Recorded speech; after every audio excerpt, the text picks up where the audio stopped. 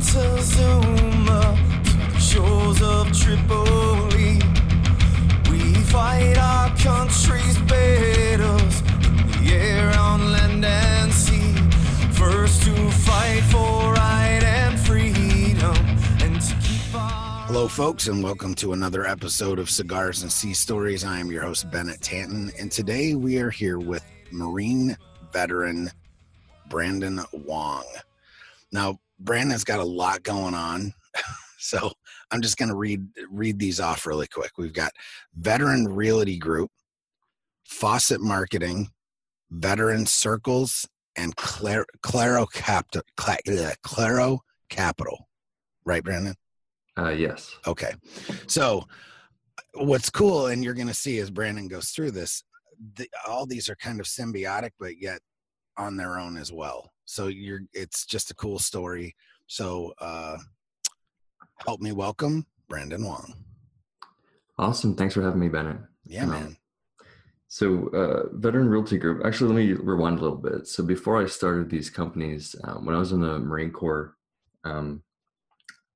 particularly when I was in Ramadi in Iraq, I remember very vividly, I was reading a book while I was off post called Rich Dad Poor Dad. I don't know if you've ever read that book, but Robert Kiyosaki. Yeah. Who's a Marine, by the way? A lot of people don't know. I know that's awesome. I didn't know that until I was about halfway through. And yeah, he used to fly helicopters in Vietnam. Yeah.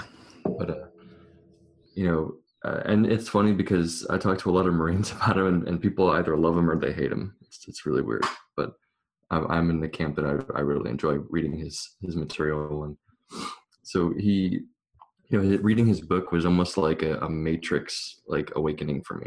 Right. Because I'm like, dude, I've been lied to for the past 24 years or however old I was at the time. You're like, oh my God, I actually see the code a little bit. Like, dude. So I'm like, when I get out of the military, I'm starting a company, because I want to start, building passive income, building wealth through real estate and, any other entrepreneurial ventures that come along. So when I came back, I started flipping real estate. I flipped my first house. It was a condo in Vegas. I totally got my butt kicked on that one. Lost $5,000, my partner and I.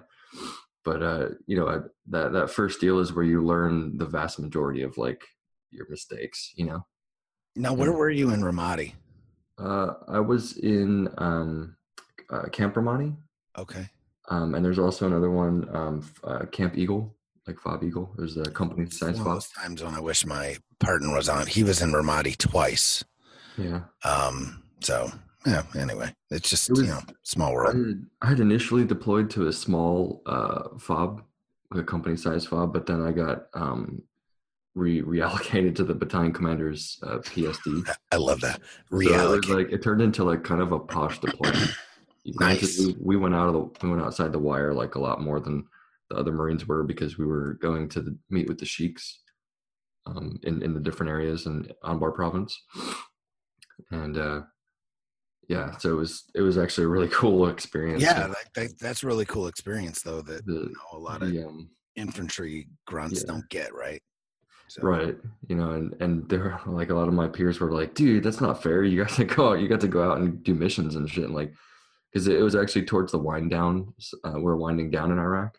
And so there was just not a whole ton of activity going on, not a lot of missions going out. And with the exception of our PSD, we were going out, I think we went on probably 40 or 50 missions.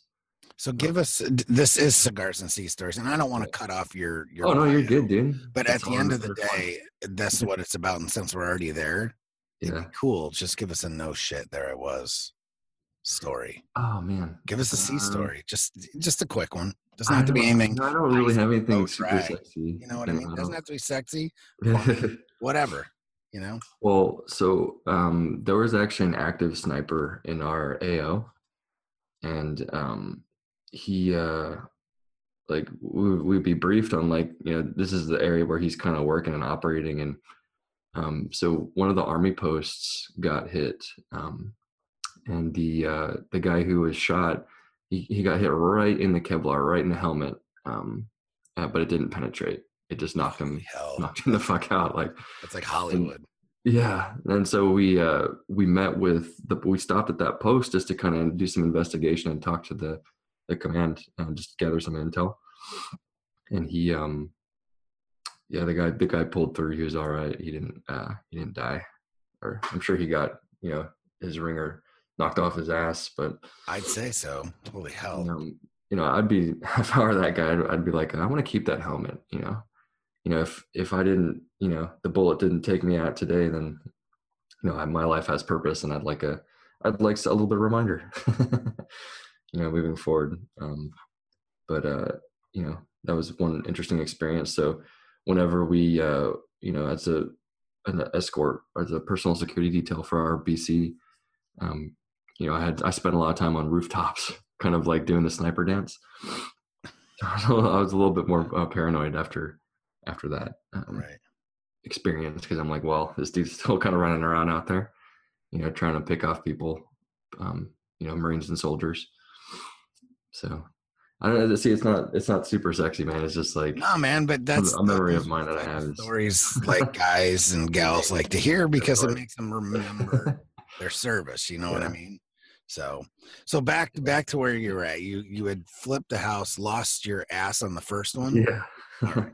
Let's go back. Yeah, and it's one of those things that, like, you have to be willing to take the risks and make mistakes as an entrepreneur, and learn from them, and not let them shut you down, Absolutely. So we got our butts kicked on that first one. Did a couple more.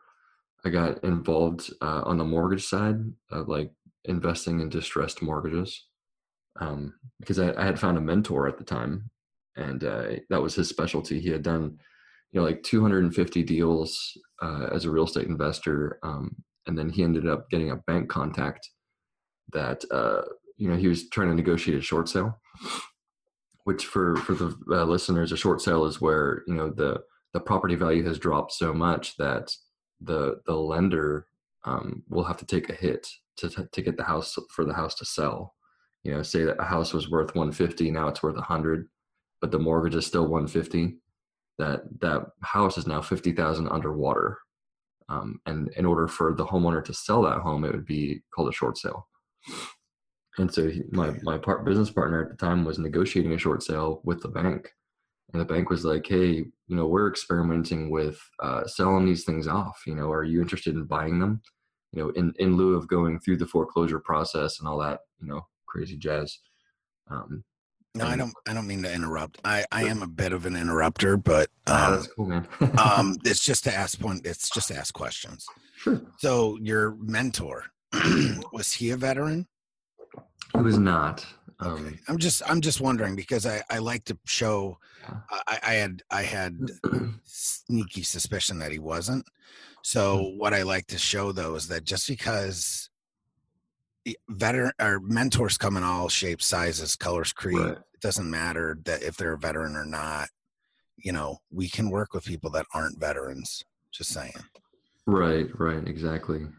You can learn something from anybody, and I had to kind of learn to put my ego, on the side, and really look for ways to learn, particularly in the real estate business, because the stakes are high to make mistakes. Right, for sure. So getting a mentor was a huge game changer for me.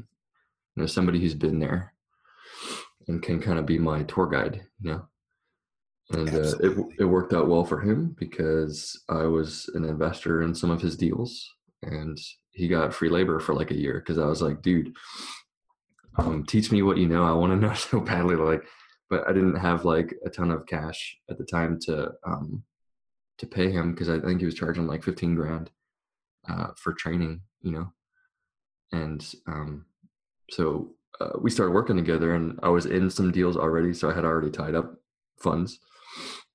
But when I cashed out of those, I was able to invest in some deals alongside him as kind of he was my tutor / mentor in the deal, and to help me make sure I didn't make big glaring mistakes to screw up.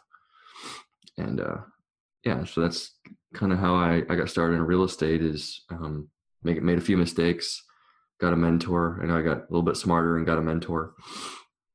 Kind of worked for free for him for like a year, but I learned so much. Like we did all these deals together, and I got to learn how to raise money, raise capital for a venture, and which is a incredibly valuable skill set if you want to scale any type of business in the future and not use all of your own money. It's a similar process across industries. Is how do you demonstrate your competence? How do you demonstrate an ROI? What are your projections? What are the risks? How well do you know the business? I had to learn how to answer all these types of questions to go raise money. And so I did deals with my own money. I did deals with investor money. And, I moved to Texas in 2013. Just, I wanted to move. Yeah, you started in Vegas, right? Yeah. And Vegas is not the best place to raise a family. Nope. I was looking for something that's a little more, family friendly. And Dallas Fort Worth was on the list, particularly Fort Worth, not so much Dallas. Dallas is kind of like Vegas and LA, but in Texas. I have a lot of friends in Dallas, and I still love to visit Dallas. But to raise a family, I love that. I still like to visit. I'm sorry? You're like, I like how you put that. You're like, and I do like to visit Dallas, but in Vegas, I have a lot of friends in Vegas too, and I love to go back and visit, and it's a lot of fun, and the weather is a little bit nicer most of the time, except when it's the summer, like the heat of the summer. But so I came out here, I started with Remax, and then I kind of learned their systems and how their real estate brokerage is designed. And then I started my own company, Veteran Realty Group, with another Marine out here, and started recruiting. And we've got a couple of agents. It's been slow to find new agents because what we're looking for is not just like producers, people who are good at sales and things like that. We want people that believe in helping veterans. Like we want people who believe what we believe. And so like an example of that is hiring contractors that are veterans whenever possible. So, we have a guy who does pool inspections. He's a specialist at doing leak repairs, leak detection. He's a former Navy vet. We have contractors that do everything from like flooring to roofing, all veterans, and we try to kind of keep it in the family, and keep when we have business, we're going to pay somebody anyways, so it might as well be a veteran, when we have stuff to refer. So we want people that enjoy helping veterans specifically, and it's been a little slow to find, and that's where veteran circles really came in to help. When I started developing that as kind of a business like entrepreneurship think tank type thing. We started to find people on there that really, they saw what we were doing. They saw that we were helping veterans, and they really liked what they saw. And they're like, you know what? If I'm going to pick a real estate brokerage, I'm going to work with you guys. Right. Give us exactly like veteran circles. You just touched on it. Sure. What exactly is your mission there? Like, what are you doing exactly? So the mission is really it's threefold. It's really to promote entrepreneurship and help veterans start and grow their businesses, specifically through sharing knowledge, referrals, and resources. For instance, that entrepreneurship boot camp / education that you did at Syracuse University. We like to share resources like that are local, as well as national. The second mission is to provide a channel for nonprofits that are veteran nonprofits, to both raise awareness and donations. And then the third mission is to help promote cohesiveness with veterans as they transition into the civilian sector, whether they're looking for a job or they're looking for ideas to start a business, or they may even just need help because they're about to get evicted from an apartment or from a house, and we don't turn people away just because they don't need help with entrepreneurship. It's whatever the veteran needs help with. So those are the three missions. They all fall under one mission, which is to help veterans. Right. And that's in thought and action, you know? Right. Got ya. Makes a lot of sense. Good stuff. So it's been fantastic. We've referred tons of business through there. Last year there was like tens of thousands of dollars worth of referrals going through there to veteran-owned companies. Right. And there's no cost to be a part of veteran circles. You just have to be a vet or a civilian that's running a nonprofit for vets. Got ya. So it's just basically good information. If you just want to get some good information and find organizations that Right. to work with or hire or whatever. Right. Good stuff. It's an information aggregator, if you will. Oh, there you go. I like it. I was on the fence about turning it into a nonprofit, but I'm like, you know, we talked about this before. There's already about 45,000 veteran nonprofits out there. How are we different, you know? Right. Absolutely. I'm like, It's you know like, what? is there other people doing this work? And there is. Right. And if you can't find one, you're just not looking hard enough. Yeah. It's just, you know, Yeah. so much overlap. But I mean, that's nothing against guys starting, you know, I look at it as it's hard to be sad if you're being useful. So, Right. so if you're trying to do good work and starting a veteran nonprofit and you're actually doing good work, then more power to you. But Right. And the biggest thing is both in the nonprofit and for-profit world is like, what are you doing differently? You know, what is your unique sales proposition? absolutely. That's why should someone do business with you rather than somebody else? You know, Right. Absolutely. and then to that, you know, are you doing it better? So if you do find that somebody's doing what you're doing, are you doing it, you know, about approaching 10 times better than they are, you know? Right. For sure. And if not, you got to think about reconsidering or maybe altering your business or your nonprofit.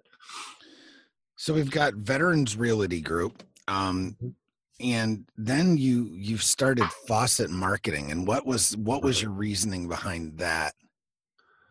So there's a recurring pattern in my companies is that like they're all kind of intertwined and they all serve exactly, one another. which is really cool. So well, and we've all been to the networking event where somebody's got like 15 business cards for different things that are completely different industries, and you're like, well, what do you specialize at? What are you good at? You know, and so faucet marketing is a method for me to generate leads for both my companies and other companies. So I've built this as a system for myself and my companies, but it very much applies in other industries. So what faucet marketing specializes in is Facebook ads, which to me are one of the best ways to advertise online for B2C type companies. So absolutely. Yeah, if your clients or potential customers are on Facebook, then you need to be doing Facebook ads because it's very different from your Google AdWords, Bing, or other search engine type marketing, because you know with those somebody has to be looking for your product or service in order for them, you know, your ad to show up to them. With Facebook, it's more interruptive, and your potential audience is much bigger in terms of at any given time, because on Google you have a limited number of searches for any particular thing, and then, you know, say someone's looking for underwater basket weaving classes on Google, you know, there might be like 100 searches for that, and so you're all, you know, anybody who's looking to sell underwater basket weaving classes are competing for those 100 searches, and that's, you know, that's who's going to see your ad. But with Facebook, it's potentially everybody, you know, anybody who's a potential customer, whether or not they're searching for what you're selling. And their audience is, you know, 1.6 billion internationally active monthly users. And so, you know, one of the best things you can do with Facebook ads is to target specific audiences, because we've all seen the recent congressional hearings of like how much they know about you. Like, oh yeah, so much. Facebook has so much data. Amazing. And this is how they make their money, man. They sell advertising, and you can get so granular with your audience, because when you're designing these Facebook ads, You can say, I want people that have liked these pages, these products, these brands, because they are my target audience. And the analogy I like to use is that you can pay, $10,000, $15,000 a month for a billboard on the side of a highway. And there might be 100,000 cars that drive by that, but only 500 of those 100,000 cars are your potential customers. Yet you're paying, for the remaining, 90,900 and math for Marines. Right. But you're paying for all that other traffic, but you're not, you're not getting it. They're not your potential audience. Whereas with Facebook ads, you can say, hey, I just want these 500. I just want to pay for these. I don't want to pay for everyone else. And so that's how, powerful the advertising is. You can really select specific audiences. Like, for instance, Veteran Realty Group, I can target a specific geographic location, people who are thinking about selling their home, buying or selling a home, who have not moved recently, and are veterans. That's a demographic you can actually select. Absolutely. And so you can get super, super targeting. Instead of doing quote unquote carpet bombing marketing, you can do sniper marketing, where you're, why send a B-52 to do the job of a sniper, Absolutely. Yeah.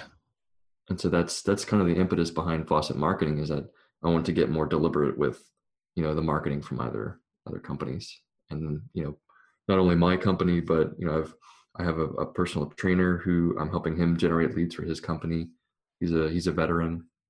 I've got a mortgage broker. I'm helping him generate leads. My agents, I've got arrangements for some of my realtors who wanted to do Facebook ads. And so basically the way we're set up is that, because they're a part of my brokerage, I can work more closely with them. But it's a great way to really get in front of a B2C type audience. Absolutely. It's and then the last cog in your wheel that you've kind of got just to say is the Claro Capital. And did that kind of come before the whole real? I mean, it fits in nicely, obviously, but where did that, like, when did that start in the whole hierarchy of this? Sure. So back when I started that note investing and real estate investing, I started Claro Capital because I think that everybody should be thinking long term and investing for the long term in terms of passive income. So, ultimately, when you're really young, you should have a significant portion of your income be active income, which is income that you work for on a daily basis, whether that be through your company generating leads, or whether you're working a 9-to-5. This is all stuff that you're committing your time to make money. Is effectively trading your time for money. Correct. And that's okay in the beginning, but the older you get, you may not be able to work anymore, or the older you get, the older that gets, right? Yeah, exactly. And so you want to invest to where you're buying assets, not liabilities. And Rich Dad Poor Dad teaches that assets are things that put money in your pocket every day, whether or not you work for them or not. And liabilities are things that pull money out of your pocket. And it's as simple as that. Like, people try to make it way more complicated than it needs to be. But an asset is something that puts money in your pocket. A liability is something that takes it out. So, for instance, a rental property, buying a property, and before you put a renter in there, it's a liability. But once you have a tenant, a renter who's living in your rental property, now it's an asset. Ideally, if you did your homework and it's cash flowing, then you've bought an asset.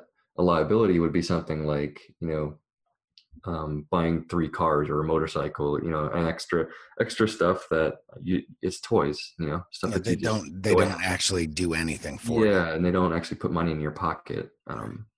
Or, for instance, I'm not a huge stock market guy, but like buying stocks that pay dividends on a quarterly basis. Yep. So that's putting money in your pocket. That's on a an asset. Basis. That's an asset. But if it's a stock that is just purely speculative and you're just hoping the value goes up and for you to make money, that's I guess you could say it's a hybrid between an asset and a liability, because you could technically sell it off real quick to make money if it has appreciated. But if it hasn't appreciated, and you sell it, you lose money. That's taking money out of your pocket. So it's a liability. For sure.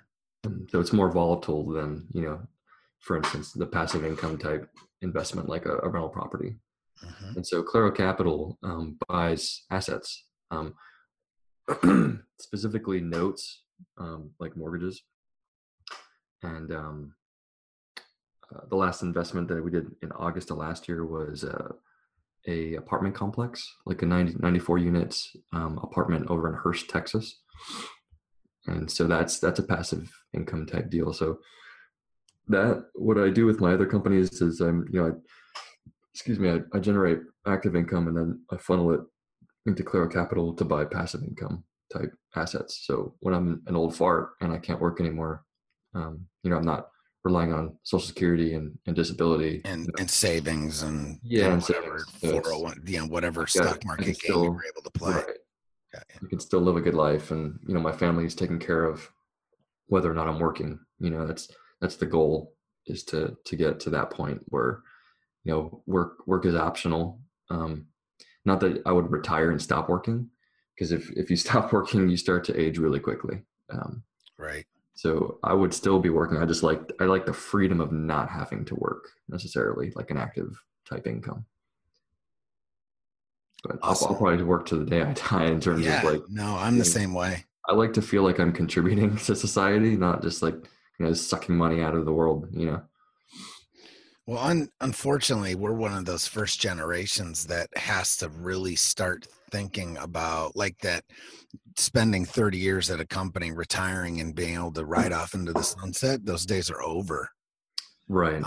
And our parents might be able to get away with that, but even less, then, or even less now than it was even just 5-10 years ago.